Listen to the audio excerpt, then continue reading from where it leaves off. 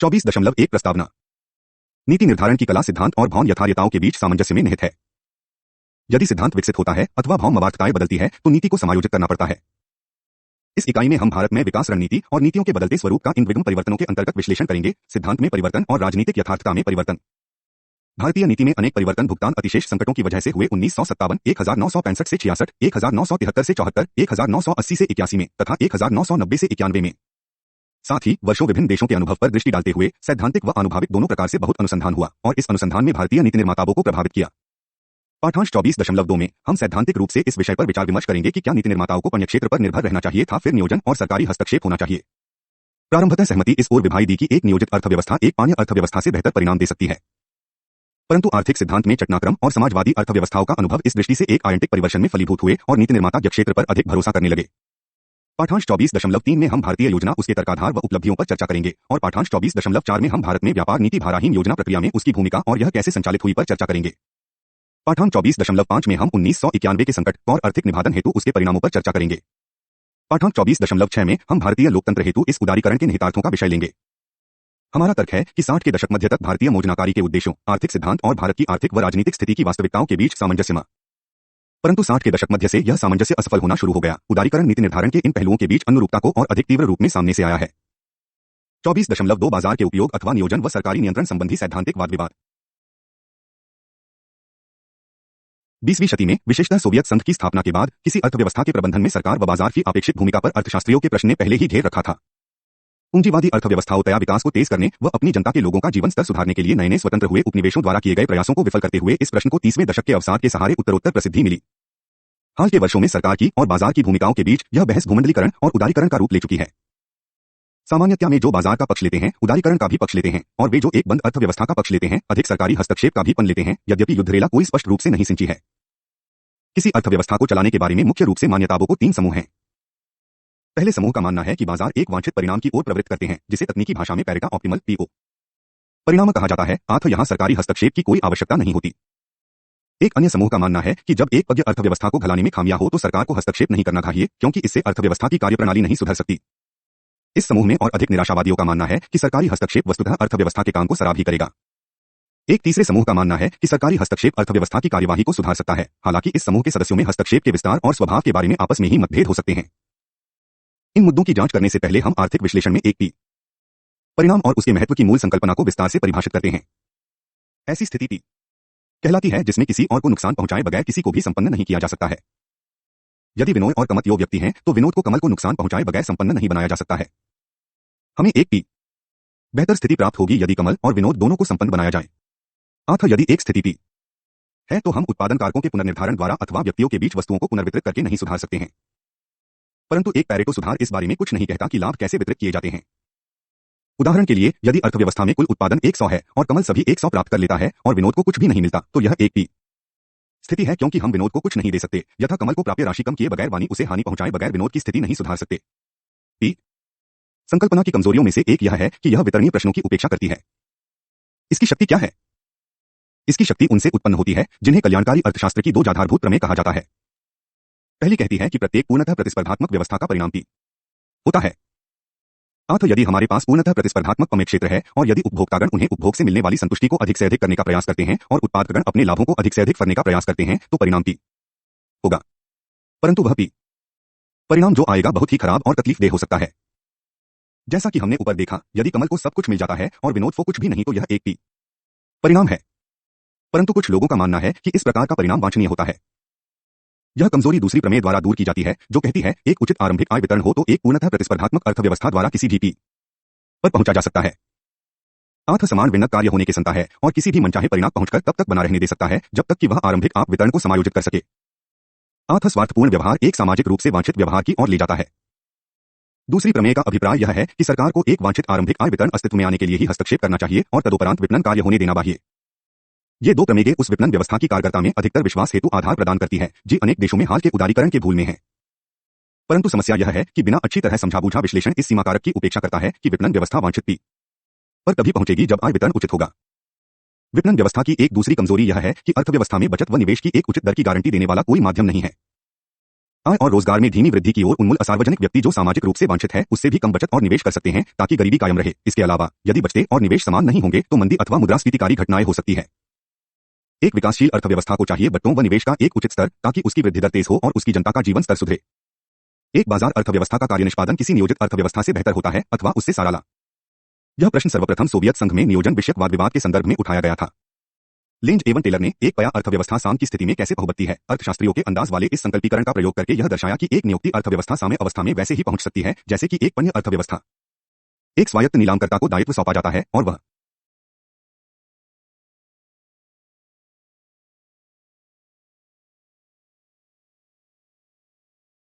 परंतु समस्या यह है कि बिना अच्छी तरह समझा-बूझा विश्लेषण इस सीमा कारक की उपेक्षा करता है कि विपणन व्यवस्था वांछित पी पर तभी पहुंचेगी जब आय वितरण उचित होगा।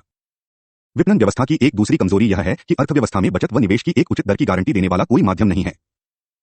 आय और रोजगार में धीमी वृद्धि की ओर उन्मुख असार्वजनिक व्यक्ति जो सामाजिक रूप से वांछित है उससे भी कम बचत और निवेश कर सकते हैं ताकि गरीबी कायम रहे। इसके अलावा यदि बचते और निवेश समान नहीं होंगे तो मंदी अथवा मुद्रास्फीतिकारी घटनाएं हो सकती है। एक विकासशील अर्थव्यवस्था को चाहिए बट्टों व निवेश का एक उचित स्तर ताकि उसकी वृद्धि दर तेज हो और उसकी जनता का जीवन स्तर सुधरे। एक बाजार अर्थव्यवस्था का कार्य निष्पादन किसी नियोजित अर्थव्यवस्था से बेहतर होता है अथवा उससे साराला। यह प्रश्न सर्वप्रथम सोवियत संघ में नियोजन विषयक वाद विवाद के संदर्भ में उठाया गया था। लेंज एवं टेलर ने एक पया अर्थव्यवस्था साम की स्थिति में कैसे बहुबत्ती है अर्थशास्त्रियों के अंदाज वाले इस संकल्पीकरण का प्रयोग करके यह दर्शाया कि एक नियुक्ति अर्थव्यवस्था साम्य अवस्था में वैसे ही पहुंच सकती है जैसे कि एक पण्य अर्थव्यवस्था। एक स्वायत्त नीलामकर्ता को दायित्व सौंपा जाता है और वह एक मूल्य उद्धृत करता है। लोग उसे उस मूल्य पर अपनी मंगेई और आपूर्तियां बतलाते हैं। यदि मांग आपूर्ति से अधिक होगी तो फिर वह अगली बार से दाम बढ़ा देगा और यदि आपूर्ति मांग से अधिक होगी वह दाम घटा देगा। लोग अपनी मांगें और आपूर्तियां नए मूल्य पर करेंगे और दोबारा यदि मांग आपूर्ति से अधिक होगी तो नीलामकर्ता दाम बढ़ा देगा और यदि आपूर्ति मांग से अधिक होगी तो वह दाम घटा देगा। यह प्रक्रिया तब तक जारी रहेगी जब तक एक ऐसा मूल्य तय नहीं हो जाता जहां मांग और आपूर्ति समान होंगे, नानतः साम्यावस्था प्राप्त हो। वास्तविक लेनदेन तभी होगा जब हम साम्यावस्था पर पहुंच जाएंगे। टेन्स और टेलर ने तर्क प्रस्तुत किया कि एक नियोजित अर्थव्यवस्था में यथार्थ जीवन योजना बोर्ड पण्य मामले में प्राकल्पना आधारित नीलामकर्ता की भूमिका निभा सकता है और इसलिए सुनिश्चित कर सकता है कि साम्यावस्था प्राप्त हो। इसके अतिरिक्त एक नियोजित अर्थव्यवस्था में राज्य पण्य अर्थव्यवस्था में इन दो खामियों को दूर कर सकता है। यह एक वांछनीय आय वितरण अस्तित्व में लाएगा। साथ ही राज्य अपने स्वयं के निवेशों द्वारा सामाजिक रूप से वांछित वृद्धि दर सुनिश्चित कर सकता है। इस प्रकार एक नियोजित अर्थव्यवस्था एक पी स्थिति में पहुंचेगी और वास्तव में एक अच्छी पी स्थिति में पहुंचने की उसकी अधिक संभावना होगी। पहला दौर उनके द्वारा जीत लिया गया प्रतीत हुआ जो एक नियोजित अर्थव्यवस्था के पक्ष में तर्क देता था। परवर्ती विश्लेषण ने इस समस्या पर सूचना प्रवाहों का सहारा लेकर जोर दिया है। योजना बोर्ड उचित निर्णय तभी ले सकता है जब उसके पास सही सूचना हो, परंतु इसके पास ऐसा कोई माध्यम नहीं कि वह अपने आप सूचना पैदा कर सके। उसे सूचना उपलब्ध कराने के लिए सार्वजनिक उद्यम में कर्मचारियों व प्रबंधकों पर निर्भर रहना पड़ता है। हो सकता है कि उन्हें यह सूचना उपलब्ध कराने के लिए कोई प्रोत्साहन न मिलता हो। उदाहरण के लिए योजना बोर्ड को उद्यम हेतु एक उत्पादन लक्ष्य निर्धारित करने की आवश्यकता हो सकती है। योजनाकार की अपेक्षा कर्मचारी और प्रबंधक कहीं बेहतर जानते हैं कि किस चीज का उत्पादन किया जा सकता है, परंतु वे पूरे तौर पर वर्णन करने में असमर्थ हो सकते हैं कि किस चीज का उत्पादन किया जाए, या तो मानदंड से अधिक उत्पादन करने के लिए ताकि वे बोनस पा सकें, अथवा इस कारण कि यदि वे इस वर्ष अधिक उत्पादन देंगे तो उनसे अगले वर्ष भी अधिक उत्पादन की अपेक्षा की जाएगी और वे अगले वर्ष के लिए यह ऊंचा लक्ष्य नहीं चाहते। इसके अतिरिक्त प्रत्येक व्यक्ति के पास विशेष ज्ञान होता है जो किसी केंद्रीय निकाय में स्थानांतरित नहीं किया जा सकता है और एक केंद्रीकृत व्यवस्था में यह निजी ज्ञान सो जाता है। केवल इसी के सहारे एक बेहतर सिद्ध नियोजित अर्थव्यवस्था स्टिग्लिट्ज के विरुद्ध हयेक की आपत्तियों का महत्व था। उम्मीद यह थी कि एक समाजवादी अर्थव्यवस्था में व्यक्ति भिन्न रूप से व्यवहार करेगा, परंतु अनेक कारणों से नियोजित अर्थव्यवस्थाएं उस वैभाव को दूर करने में समर्थ नहीं थी जिसने पूंजीवाद के अधीन कर्मचारियों पर मुसीबत डाली और नया समाजवादी आदमी बनाया। आगे इसलिए ये अर्थव्यवस्थाएं सूचना की समस्या से उबरने में समर्थ नहीं थी और यह व्यवस्था बंतरतुगतवा बह गई। कुछ हद तक इन अर्थव्यवस्थाओं ने अपनी समस्याओं को खुद जन्म दिया। जैसा कि हमने ऊपर देखा, एक नियोजित अर्थव्यवस्था निवेश के अनुचित स्तरों और एक अन्य अर्थव्यवस्था को बर्बाद करती एक असंतोषजनक आय वितरण की समस्याओं से उबर सकती है, परंतु दुर्भाग्यवश ऐसे कारणों से जो पूरी तरह स्पष्ट नहीं है, किसी भी समाजवादी अर्थव्यवस्था ने पण्य क्षेत्र का प्रयोग नहीं किया। इसकी बजाय उन्होंने योजना बोर्ड से लेकर विभिन्न अभिकरणों से प्राप्त मात्रात्मक निर्देशों पर भरोसा किया। उदाहरण के लिए राज्य सरकारी दुकानों के माध्यम से सभी के लिए खाद्य आपूर्ति कर सकता है अथवा सभी को एक आप प्रयान कर सकता है और उन्हें उनके मनचाहे खाद्य खरीदने दे सकता है।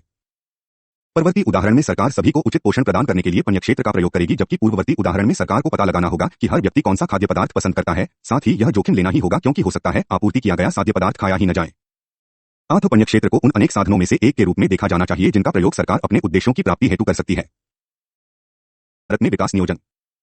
वह भारत ने अपना योजना अभियान शुरू किया, उसकी अर्थव्यवस्था मूलतः कपास और पटसन उद्योगों तक सीमित एक बहुत छोटे औद्योगिक क्षेत्र और लगभग 10% की एक छोटी सी बचत दर वाली एक कृषि प्रधान अर्थव्यवस्था थी। इससे अधिक चर्चा के लिए देखें भगवती और चक्रवर्ती 1969 एवं चक्रवर्ती 1978। इसके अतिरिक्त उद्यमी वर्ग का कार्यशील औद्योगिक उद्यमों के साथ अनुभव सीमित था। भारतीय उद्यम मुख्य रूप से व्यापारिक गतिविधियों में लिप्त थे और सिर्फ वस्त्र उद्योग में काम करने का अनुभव रखते थे। देश में व्याप्त गरीबी को कम करने और जनता का जीवन स्तर सुधारने के लिए एक ऊंची वृद्धि दर की आवश्यकता थी। परंतु विकास को तेज करने के लिए अधिक निवेश और ऐसे पूंजीगत माल के अधिक आयात की आवश्यकता होगी जी माल घरेलू रूप से उत्पादित नहीं किया जा सकता है। ऐसे आयातों की और अधिक कृषिगत माल के निर्मातों से भरपाई नहीं की जा सकती थी, क्योंकि अधिक कृषिगत निर्यात किया जाना व्यापार शर्तों की दुर्गति की ओर प्रवृत्त करता, जिससे निर्यात पे होने वाली कमाई अधिक नहीं बढ़ती। इसके अतिरिक्त भारत में प्रतिकूल भूमि अनुपात के कारण विकास को औद्योगिकरण आधारित होना पड़ा। चक्रवर्ती एक मंथरगति विश्व अर्थव्यवस्था विकसित देशों में संरक्षणवाद, नुक्स तथा प्रतिस्पर्धात्मकता के अभाव के भय से यह औद्योगिकरण बाह्य अन्य क्षेत्र की ओर उन्मुख नहीं हो सका, क्योंकि भारतीय कामगार औद्योगिक रूप से अनुशासनबद्ध नहीं थे और न ही भली भांति प्रशिक्षित। इसी कारण विकासशील उद्योगों द्वारा औद्योगिकरण आयातों को रोककर किया जाना था। अतः भारत द्वारा औद्योगिकरण के बदले आयात आई की नीति अपनाए जाने को सिद्धांततः भारतीय आर्थिक दशा का समर्थन मिला और उसे अधिकांश विकासशील देशों द्वारा अपनाई गई विकास नीतियों से संबद्ध किया गया। भारत में राज्य ही इस औद्योगिकरण को शुरू करने हेतु अभिकरण था।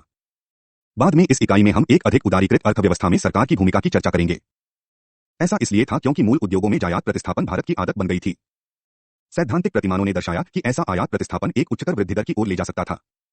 अधिक चर्चा के लिए देखें भगवती और चक्रवर्ती 1969 तथा चक्रवर्ती 1978। मूल उद्योगों का विकास अर्थव्यवस्था को आयातों पर निर्भरता से मुक्ति दिलाएगा और इस प्रकार स्वावलंबन में मदद करेगा, वो एक महत्वपूर्ण उद्देश्य है। विशेष रूप से एक रक्षा उद्योग का विकास सरल हो जाएगा और इस प्रकार रक्षा उत्पादन में भारत का स्वावलंबन सुनिश्चित हो जाएगा।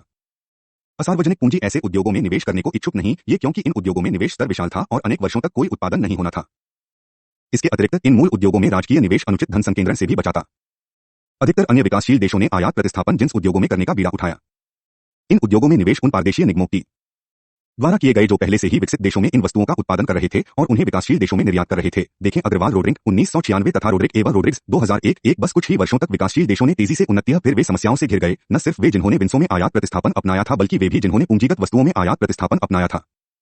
ये समस्याएं खुद ब खुद सामने आई क्योंकि विशाल भुगतान अतिशेष बी घाटों को अपनी निर्मात आयों के रूप में चलाने वाले देश अपनी आयात देयताओं के सामने बहुत छोटे ये और इसलिए अपने आयातों का मूल्य चुकाने में अब अक्षम हो चले थे। अतः विकासशील देशों को समझौता करना पड़ा। अनेक देशों ने निर्यातों पर और अधिक बयान डालने के लिए अपनी व्यापार नीतियों में समायोजन किया। ब्राजील और कोलंबिया जैसे देशों ने अपनी अपनी विनिमय दर के बावधिक रूप से अवमूल्यन की अनुमति दे दी, जिससे उनके निर्यात प्रतिस्पर्धा में डटे रहे और वृद्धि करें। भारत जैसे अन्य देशों ने निर्माता व्यापार को बढ़ावा देने के लिए निर्यात पर आर्थिक सहायता प्रदान की। पूर्वी एशिया के देशों कोरिया, ताइवान, सिंगापुर और हांगकांग ने निर्मातों को बढ़ावा देने के लिए और अधिक परिवर्तनकारी कदम उठाए और उसके बाद यह कहा जाता था कि उन्होंने एक निर्यातोन्मुखी विकास रणनीति अपनाई।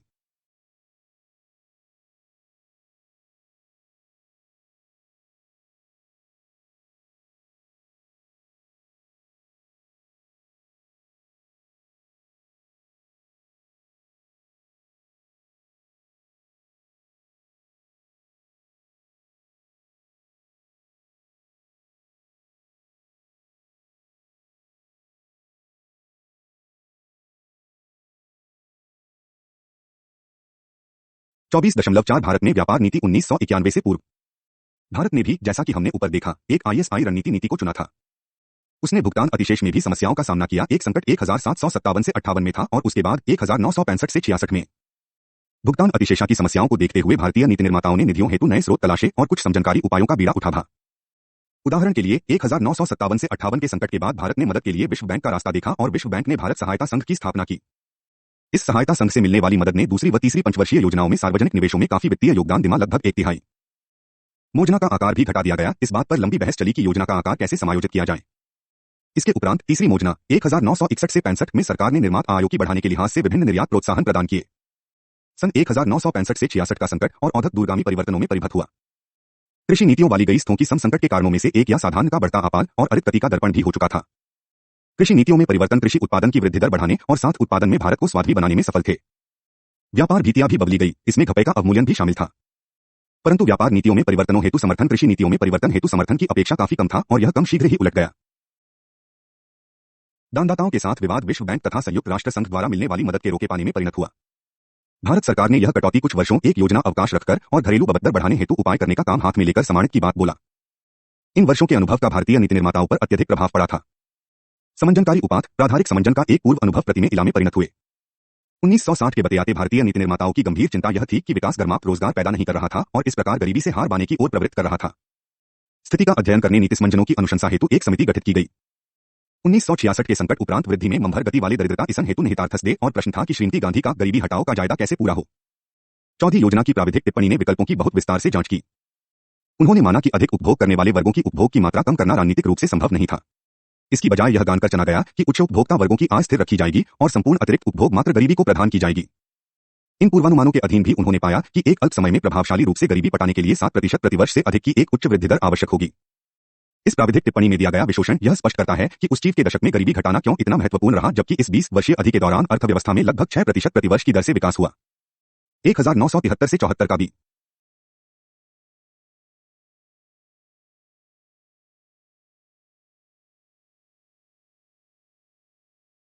संकट वित्त के नए स्रोतों तथा समायोजनों का प्रयास करती एक मिलीजुली प्रतिक्रिया में भी परिणत हुआ। विश्व कोष की तेल सुविधा से तथा कोष की न्यास सुविधा से उड़न करने का काम हाथ में लिया गया। साथ ही तेल आबादों पर अपेक्षाकृत कम निर्भरता की ओर प्रवृत्त करते तेल दोहन और शोधन में भी निवेश किए गए। इस कम हुई निर्भरता ने 70 के दशक में 80 के दशक और अधिक अर्थव्यवस्था चलाने में उस वक्त मदद की जब निर्मात उपार्जन स्थिर थे। 1980 से 81 का भी संकट भारत द्वारा कोष से अणमंगी जाने में परिणत हुआ और तदुपरांत 80 के दशक में भारत ने धन हेतु आवासी भारतीयों और वाणिज्यिक बैंकों को प्रयोग में लाना शुरू कर दिया। परंतु इस पूरी अवधि के दौरान भारत अपनी ISI की मूल नीति पर बटाचम।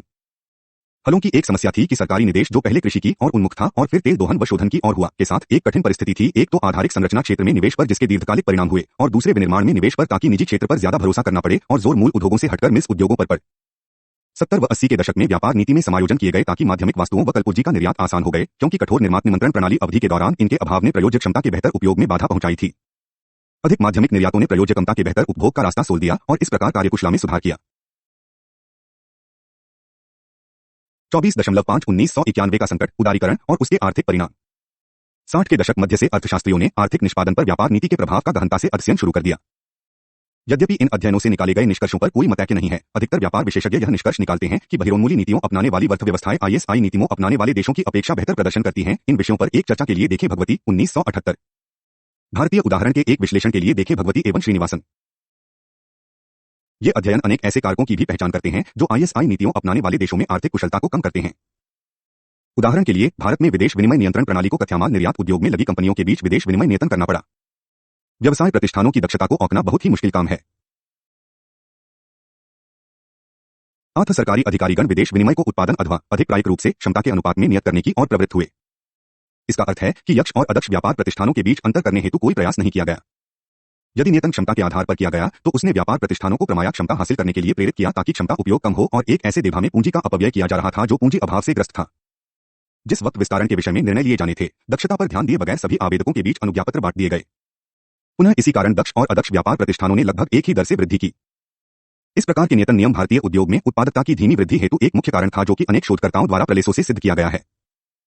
अर्थशास्त्रियों की जीभ आम राय यह है कि बहुत ऊंची शुल्क दरें अदक्षता की ओर प्रवृत्त करती है और उनसे बचा जाना चाहिए।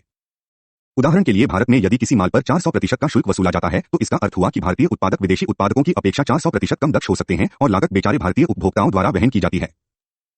भावी लाभ जैसे कि कालांतर में अधिक दर हो जाना आदि शायद ही इतने पर्याप्त होते हैं कि इस वर्तमान बृहद लागत को सही ठहरा सकें। परंतु इस बात पर कोई पूर्ण सहमति नहीं है कि शुल्क का स्तर क्या हो।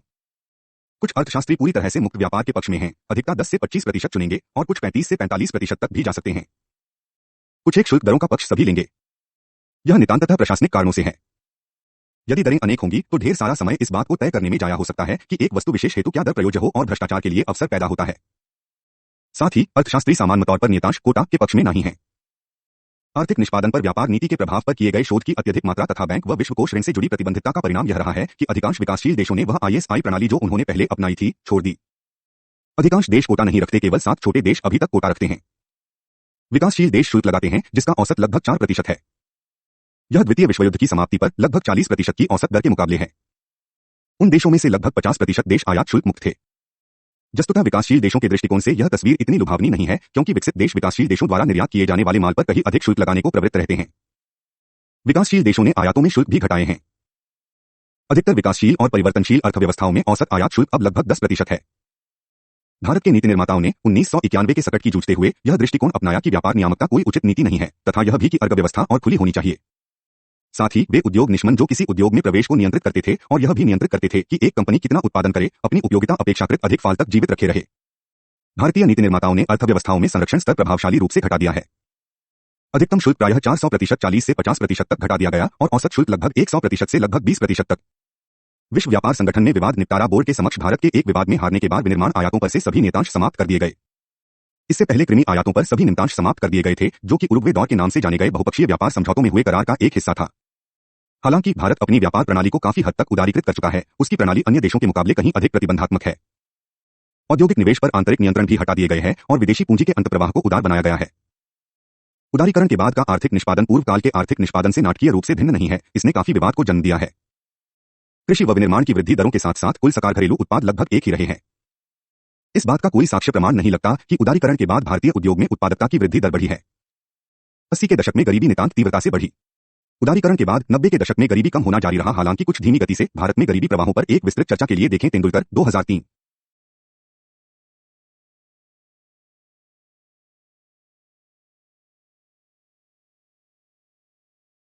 चौबीस दशमलव छह उदारीकरण और लोकतंत्र। उदारीकरण ने तथापि गरीबी घटाने, सशक्तिकरण तथा लोकतंत्र हेतु अपने निहितार्थों के विषय में एक जोरदार बहस को जन्म दिया है। नियोजन प्रारंभ होने के बाद से भारतीय नीति निर्माताओं का ध्येय वह प्राप्त करना रहा जिसे आज न्यायसंगत विकास कहा जाता है। यथा यह विकास को गरीबी घटाता है, वह आपके और अधिक समान वितरण हेतु प्रवृत्त करता है तथा लोकतंत्र के साथ चलता है। लोकतंत्र तथा एक और अधिक समतावादी आर्थिक व्यवस्था परस्पर जुड़े माने जाते हैं। राजनीतिक अधिकारों की गारंटी आर्थिक अधिकारों के बगैर नहीं दी जा सकती है। आर्थिक अधिकारों में गरीबी घटाना और असमानता घटाना दोनों आते हैं। घटी गरीबी और घटी असमानता के बीच कोई असंगति नहीं दिखाई पड़ती है। 1971 में श्रीमती इंदिरा गांधी द्वारा गरीबी हटाओ का नारा दिए जाने के बाद से जनता गरीबी घटाने और आद्य असमानता कम करने की आवश्यकता के प्रति बहुत सचेत रही है। संविधान ने स्वयं इसे अपने कर्तव्य के रूप में पहचाना था और एक अधिक न्यायसंगत समान साधित करने के लिए आरक्षण हेतु प्रावधान किए थे। अलाभान्वितों की मदद हेतु राजकीय कार्रवाई का एक बार संकेत मिलते ही दावेदारों की संख्या बढ़ने लगी और विभिन्न लोगों ने अपने मनहग्य का अधिक प्रभावशाली रूप से समर्थन किए जाने के लिए गुट बना लिए। आरक्षण का कार्यक्षेत्र गत वर्षों बढ़ाया गया है तथा गरीबों की स्थिति सुधारने के साथ साथ उनको अधिक शक्ति प्रदान करने के लिए भी अनेक कार्यक्रम बनाए गए हैं। वर्धमानतः संसाधनों को अनेक वक्त एवं अव्यक्त परिधानों की ओर मोड़ दिया गया है। इन परिधानों का एक प्रभाव केंद्रीय तथा राज्य सरकारों का बढ़ता बबट घाटा रहा है। इन घाटों ने सार्वजनिक क्षेत्र में और अधिक रोजगार हेतु बहुत थोड़ी संभावना छोड़ी है। सार्वजनिक क्षेत्र में रोजगार बढ़ाना अलाभान्वित समूहों को प्रणाली के अंतर्गत लाने के तरीकों में से एक था। मचापी कोई व्यक्ति ऐसा दावा नहीं करता कि उसके सभी अभाव दूर हो गए हैं। गरीबी घटाने की दिशा में काफी प्रगति की गई थी। संसद में कमजोर वर्गों से आए प्रतिनिधियों की संख्या या मंत्रालयों में अथवा मुख्यमंत्रियों के बीच भी भागीदारी को यदि देखा जाए तो सशक्तिकरण में प्रगति हुई है। परंतु इस प्रगति की निरंतरता के विषय में एक बहुत ही गवारप्रद प्रश्न है। गंभीर अवरोध पैदा हुए हैं। सार्वजनिक क्षेत्र में जरूरत से अधिक आदमी सरबराह किए गए हैं, जिसने सार्वजनिक निवेश तथा भावी विकास व रोजगार को घटाया है। सरकारी निवेश का अभाव बहुत ही जर्जर व पुराने पड़ चुके आधारभूत ढांचे में परिणत हुआ है भी तीव्रतर विकास में एक अवरोध है। शिक्षा व स्वास्थ्य की उपेक्षा हुई है और वर्तमानतः लोगों को महंगी निजी शिक्षा व स्वास्थ्य पर निर्भर होना पड़ रहा है। इस समय तेजी से बढ़ने की आवश्यकता और एक बेहतर वितरण रखने के बीच एक बहुत ही यथार्थपर विवाद है। उदारीकरण वृद्धि दर बढ़ाकर और आगे के पुनर्वितरण हेतु अन्य साधन मुहैया करा सकता था, परंतु दुर्भाववतरा उदारीकरण से और अधिक लाभ उठाने के लिए आधारभूत ढांचे में और मानव पूंजी ने निवेशों की आवश्यकता है। परंतु फिलहाल ऐसा नहीं हो रहा है। रोजगार वृद्धि का अभाव निजी क्षेत्र में आरक्षण हेतु मांगों को भी प्रेरित कर रहा है। यह देख पाना मुश्किल है कि इस प्रकार के आरक्षण को पंच क्षेत्र पर ज्यादा भरोसे की नीति के साथ किस प्रकार जोड़ा जा सकता है। यदि समाज को समुचित विकास प्रदान करने में सफल होना है तो उनके सामने गंभीर चुनौतियां तो आएंगी। समुचित विकास भूमंडलीकरण से फलीभूत हो सकता है, बशर्ते उसका उचित रूप से प्रयोग किया जाए। उदारीकरण की वजह से भूमंडलीकरण विभिन्न राष्ट्रीय अर्थव्यवस्थाओं के एकीकरण को बढ़ा रहा है, क्योंकि प्रतिबंधों की समाप्ति माल व पूंजी प्रवाह दोनों के बृहत्तर प्रवाहों में परिणत हुई है। उदारीकरण गरीबी घटाने में मदद कर सकता है। एक अधिक उदार व्यापार नीति भारत को श्रमसाधित वस्तुओं को निर्यात करने में मदद सकती है, यथा वे वस्तुएं जिनके उत्पादन में काफी श्रमिक लगाए जाते हैं। इस बात के संकेत कर प्रमाण है कि यह उदारीकरण के बाद से हो रहा है। श्रमसाधित निर्मातों के विस्तार का निहितार्थ है रोजगार में वृद्धि और सवेतन रोजगार की व्यवस्था ही एक गरीब आदमी को गरीबी से उबरने के लिए सबसे पुख्ता रास्ता है। परंतु सर्वोत्तम परिणामों के लिए रोजगार जो पैदा किया जाए ऊंचे वेतनों पर हो। वेतन तब ऊंचे होंगे जब कौशल संपन्न नौकरियों पैदा की जाएंगी, परंतु सुदक्ष रोजगार पाने के लिए उन लोगों को शिक्षित होना होगा। इस समम एक प्रबल आवश्यकता सरकार के लिए यह है कि वह अच्छी शिक्षा मुहैया कराए। बदकिस्मती से जन शिक्षा का स्तर गिरता रहा है और निजी शिक्षा की लागत बढ़ती रही है। इस स्थिति को तत्काल सुधारे जाने की आवश्यकता है यदि समाज को उदारीकरण प्रदत्त अवसरों का अधिक से अधिक लाभ उठाना है और समुचित विकास लाना है। दुर्भाग्यवश इस बात के प्रमाण है कि भूमंडलीकरण आय समानता बढ़ाने की ओर अभिमुख है। अतएव भूमंडलीकरण गरीबी घटाने और आप असमानता कम करने के बीच एक संभव संघर्ष सामने लाता है, एक संभव व्याघात जिसको भारत में पहले नकार दिया गया था। भूमंडलीकरण राज्य की भूमिका में परिवर्तन करता है, आवश्यक नहीं कि वह उसमें कमी की ओर भी प्रवृत्त करे। बजाय इसके कि राज्य उत्पादन में सीधे सीधे शामिल हो, राज्य को भौतिक व मानवीय दोनों पूंजी मुहैया करानी पड़ती है। उसको गरीबों को आर्थिक प्रणाली में लाने और उनकी स्थिति सुधारने हेतु कार्रवाई करनी होती है। इसके अतिरिक्त राज्य को निजी उद्यम को नियमित करने के लिए कार्रवाई करनी होती है। उत्पादन बढ़ाने की बजाय राज्य नियामक संस्थाएं स्थापित करता है। यह स्पष्ट नहीं है कि क्या इसकी मदद से नियामक अभिकरणों को राजनीतिक हस्तक्षेप और तदनुसार अदक्षता की और प्रवृत्त होने से बचाना किसी तरह आसान होगा। उदारीकरण समुचित विकास लाने के लिए राज्य की भूमिका के